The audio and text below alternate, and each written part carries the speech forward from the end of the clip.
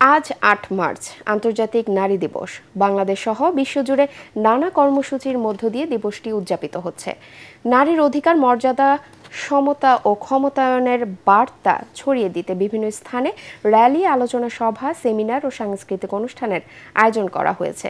আজকের পদক্ষেপ আগামী ন্যায় বিচার সুরক্ষিত হোক, নারী ও কন্যার অধিকার প্রতিপাদ্যকে সামনে রেখে এবছর সরকারি ও বেসরকারি বিভিন্ন সংস্থা কর্মসূচি পালন করছে।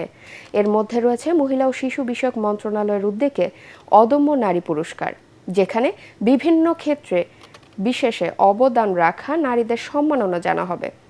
দিবসটি উপলক্ষে রাষ্ট্রপতি মোহাম্মদ শাহাবুদ্দিন ও প্রধানমন্ত্রী তারেক রহমান পৃথক বাণীতে দেশের ও বিশ্বের সকল নারীকে শুভেচ্ছা ও অভিনন্দন জানিয়ে নারী পুরুষ সমতা প্রতিষ্ঠা এবং নারী নিরাপদ ও মর্যাদাপূর্ণ জীবন নিশ্চিত করার আহ্বান জানান।